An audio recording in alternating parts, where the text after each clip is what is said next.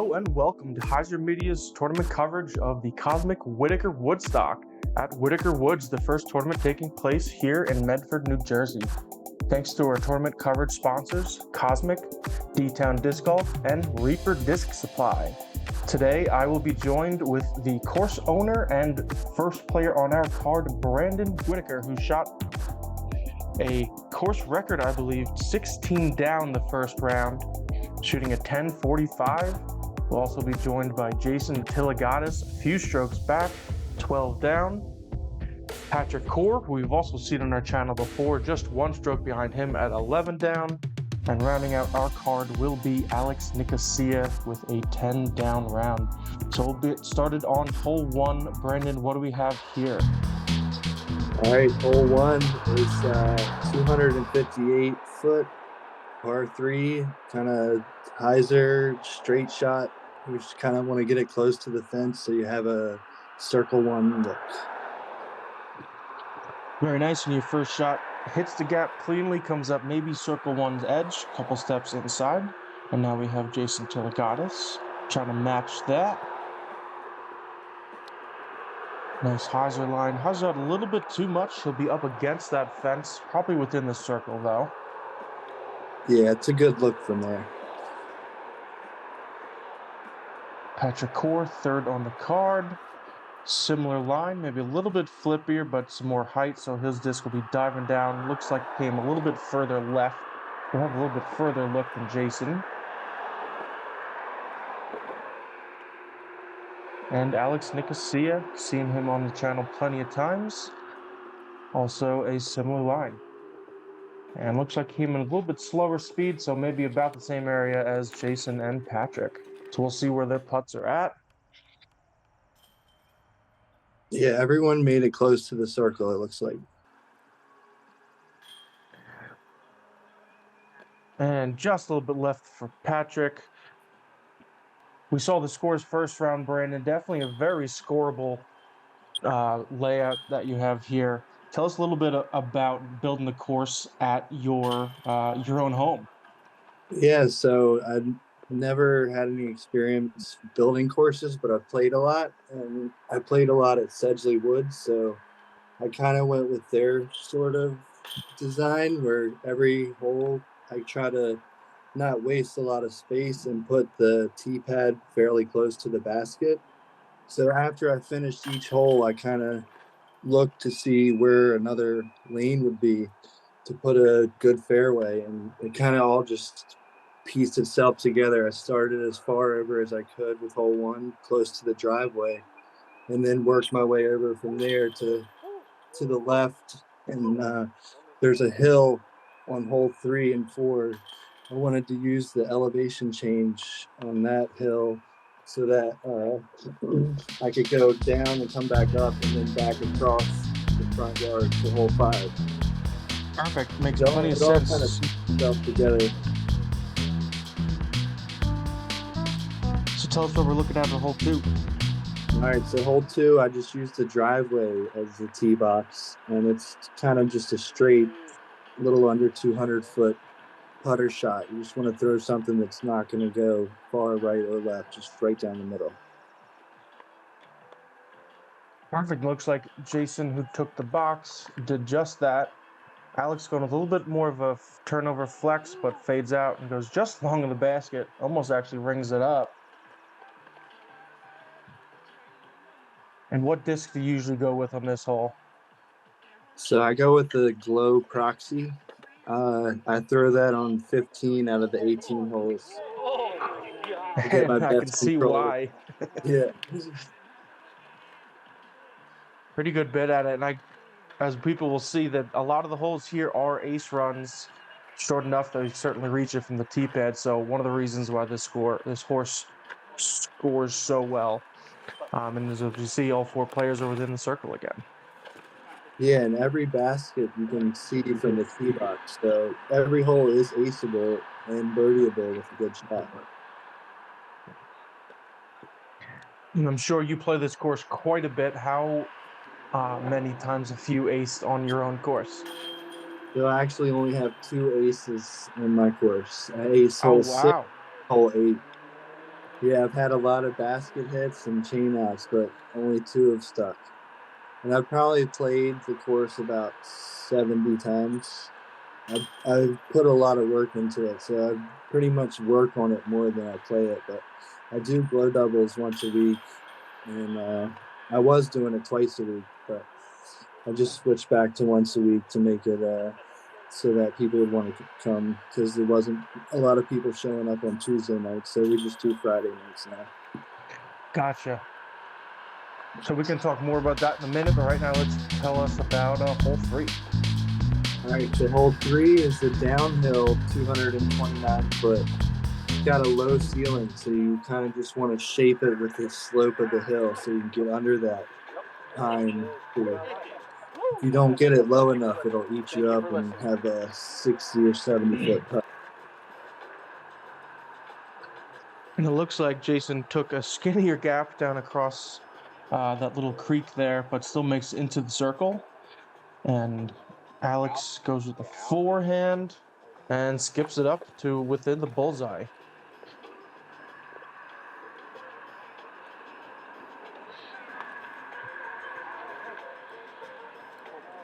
And Yeah, clip just a little tree on the left side.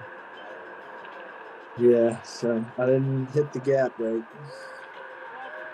And looks like Pat found one of those trees too. Yeah, so this looks like the hardest hole so far, downhill in a tighter gap. Definitely using the elevation to your advantage on the course. And as I will see, we're kind of getting away from the house. We'll go back towards it. But a lot of the holes, you have quite a bit of property on the back 9. How much work did you actually have to do clearing trees or brush to be able to put in the holes back on the backside? So the back holes were a lot more difficult because there was a lot of thorns and you couldn't really walk through it. So I had to borrow a brush cutter from Adam Harris. Lent me his brush cutter, and that thing ate through all the underbrush and all the thorns. It really cleared out the land to bake the holes back there. You couldn't walk through without getting all cut up. And it looks so different now than when I started. I'm really happy with how it turned out. Yeah, it looks great, as we'll see a little bit later in the coverage. Right now, we're heading back up the hill towards the main part of your property. Tell us about hole 4. All right, so hole 4 is just right back up the hill that you just threw down. You just got to keep it in the middle. There's a lot of trees on the right side, and just throw it right through that gap like Tilly did, and you're good. And absolutely parked. Can't really ask much better than that. Yeah, so he actually had the course record before this tournament. He had 15 down, single round. And the first round, I shot 16 down and set the new record and had my highest rated PDGA tournament. And that's awesome. Congratulations on that, setting the course record. It's got to be awesome playing your own course. I'm sure a lot of people would expect you to have already had it, but it's funny that it took until the first actual tournament for you to actually set it. Yeah, and it was rated 1045 the day of, but then when they actually updated the rating, it was 1050. So Oh, right wow. now, I'm So sitting in 29th place in the global masters rankings. that is awesome. Congratulations on that. And Thank you. congratulations on a nice putt. Yeah. Getting to 18 down, a couple birdies to start off the first 4 holes. And if Alex makes this, it looks like we're going to have a star frame on hole 4. Yeah, that's what you want to see out here. For sure. Patrick and Jason were absolutely parked. Coming over, tapping in, and we'll be moving over to hole 5. Tell us about hole 5. All right, so hole 5 plays back across the front yard, and it's a 257 foot. Pretty much just a straight shot. You can either throw a hyzer and swing it out a little bit wider and skip it in there, or it's what Jason did, I think. I kind of just throw the putter as hard as I can straight at it and hope that it just doesn't come off its line. And does the driveway play as OB on this course? So I didn't have it playing as OB this tournament. I wanted it to be fun for everybody. But I'm thinking about making it a little island hole for the next tournament. And if you don't land in the little triangle, then you're OB. And you have to go to a Yeah. drop zone. So that would make a little bit more score separations. Yeah, for sure. I was going to say, because this hole does set up, that would look very well for the island hole. Got some challenge on the right side, so certainly have to throw straight or maybe even a little backhand flex to get on the island. That would certainly add some difficulty because we see, even with on the road, a So couple those guys that still have a circle one putt. they would have ended up OB if it was an island. So Right, exactly. And nice putt by Patrick. yeah. And all these players on this card are actually sponsored by Cosmic, which I thought was pretty cool. Yep, that works out great. Cosmic Dave, shout out to him, sponsoring a lot of the local players, sponsoring us as well. And this tournament, fittingly sponsored by him. So shout out to Cosmic Disc Golf. Go check them out at Cosmic Disc Golf, cosmicdg.com.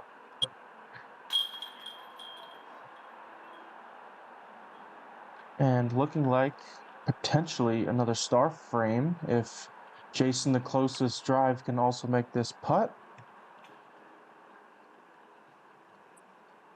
And he does. 2 star frames in a row. So now we'll head to the backyard over to hole 6. What do we have here? The hole 6 is a 204-foot, pretty tight little tunnel shot. But if you go 30 feet past the basket, you could be in the creek. So you kind of have to throw something like that. You can try to ace it, but if you throw it too hard, then you're going to be OB. So it's kind of a risk reward. So some water taking place on this course. Definitely adding some challenge on the back side of the hole. So we'll see maybe a little bit more score separation coming up here. Yeah, I don't think anybody on our card found the water, but definitely some people in the tournament did.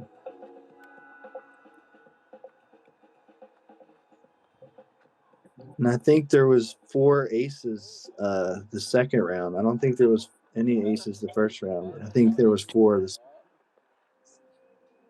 Wow, 4 in one round. That's something you don't see very often. But on a course like this, makes sense. The fun short course, very exciting for the players to have the opportunity to get aces in a tournament. Doesn't happen very often. Yeah. So Patrick, a little bit left side, hits the top band and still able to get it in, bringing him That's to 3 down on the round. Great putt. these Mach 7 baskets I love, because if that was a basket that had a band on it, he would have got danked. That's right. And you hitting dead center change, doesn't matter what band was on there. That was going in the whole time. And you bring yourself to 4 down through 6.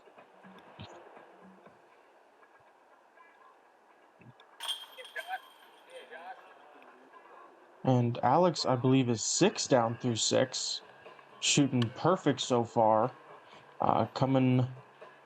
Pushing for Jason, who I believe only missed 1 so far.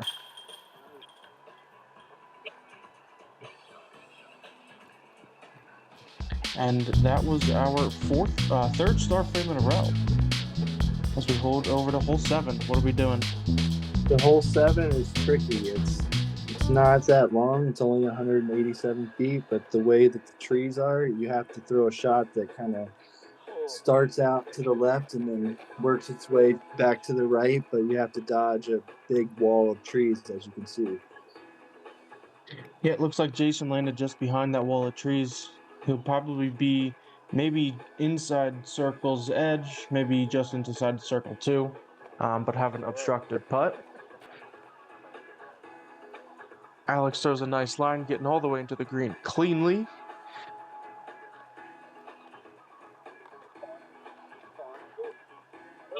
And hitting the skinny gap and absolutely parking it. That looks like it'll be another birdie for you. Yep. So you don't throw very many forehands, is that correct? No, I don't really like to throw forehand. I feel like I have a lot more control with backhand. So anything that has the forehand shape, I can shape with the backhand. Very nice. So a lot of these holes, they definitely seem like they're designed for backhands, but this one could definitely be the forehand. We saw a couple of the guys on this card throw it. Oh, was Jason just a little high on that putt? The For whole seven. players who have both, yeah, I was going to say, would you recommend it be a forehand or a backhand turnover hole? If you throw a forehand, it's a good forehand for it's a good hole for a forehand. There's a girl, Retta Masters, had been playing for 20 some years, and she had never got an ace, and she was the first person to hit an ace at this course on this hole. Wow, Yeah, that's awesome. yeah, I thought that was a cool fact. And I actually had my mom was on caddy for me for this tournament. You could see her there in the background. That's awesome too. And funny enough, as a lot of people who watch our coverage know, Catch Cam Wendy is our other camera operator. She was actually on T Cam today while I was on Catch, so I totally Nice. get it. Work You with did your it. mom. Tell us what we have on hole 8. All right, hole 8 is a short hole. I just throw a standstill, like flat to hyzer shot right over top of that pine stump and kind of let it fade right towards the basket. Kind of this like a parallel shaped fairway as hole 7, but thrown the other way. Backhand hyzer works well instead of having to throw the turnover. And Jason does it again. He seems like he's parked almost every hole so far. And yet, I think you and Alex both have more birdies than him. So, different ways to play the course for sure. Yeah, they were keeping me on my toes though. They were birdieing a lot of holes, so I had to make sure I had good shots to stay out in front. And Alex with probably a circle 2 putt, keeping Yeah, on charge now, 8 he was down back in through six. 8 holes. He was back over in six's fairway, so that was about a 45, 50 footer.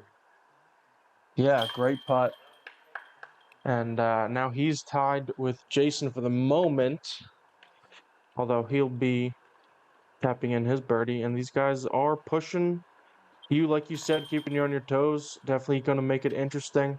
Would you say that the back 9 is more or less challenging than the front 9? I would say the back nine's a little more difficult because it goes through the woods and there's more creek in play. So there's more danger in the back nine, I would say. Excellent. So we'll look forward to the back 9 after this hole. But for now, we're going to finish off the front 9 looking at hole 9. So yeah, Alex threw this perfect. Right in the And butt. hits the ace. You mentioned it before, 4 aces on the day. We didn't want to spoil it, but we knew we had one coming on our card. And we'll take another look at it again from the other angle. Beautiful. Yeah, this was awesome. As soon as it got around that tree, we knew it was going in. Just narrowly missing that tree, hitting dead center. Perfect. Great shot for Alex. Yeah. Taking the We were long run like, up the down. hill. Great shot. And what's cool about this course is that there's so many holes kind of within view of each other that a lot of people are able to see that and cheer it on. And it was a great moment that everybody was able to enjoy with. Yeah, it was awesome. That's the first ace on hole 9 too. Oh wow. Yeah, I wouldn't have guessed that this was a hole that would have been aced if you told me only 4. Would have been a little tight gap off the tee, one of the longer holes, and Hell is slightly uphill. So But it's uphill about 20 some feet. So usually people don't throw it high enough to get in the basket. yeah, if he had missed that, it probably would have gone quite a bit outside of the circle long. So Definitely. that looks more like the line you're trying to hit, probably either inside or outside of that tree, but just short. to kind of skip up. And Jason trying to keep up, lands on top of the basket and just sticks there. A lot of fireworks happening on this hole right now. You don't see that very often either, where it just stays right on top. Yeah, I think especially these baskets too, it's kind of got a smaller, as a bad spin out for Patrick, but kind of the smaller top that you wouldn't expect it as opposed to other types of baskets.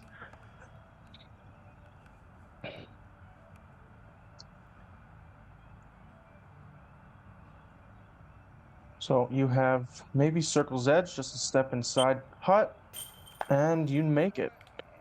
Yeah, I was So thinking. Alex only gains 1 stroke on you on this hole. Yeah, I knew he was right on my tail because he had birdied everything up to that hole and then aced it. So I think that put him 10 down through 9 holes. Yeah, and I would guess that that's got to be at least a front 9 record, 10 down through 9. So we're going to take a break and head to the back 9 on the next video. Thank you all for watching. Brandon, thank you for joining me. We'll definitely be looking forward to taking out the harder half of Whitaker Woods here at Cosmic Woodstock. Of course, we want to thank our supporting sponsors, the Norse Gods and the Patreon family. If you were interested in supporting us, you can do so at patreon.com/HyzerMedia. Check out the back 9 and hit that subscribe button if you haven't. We'll see you over there.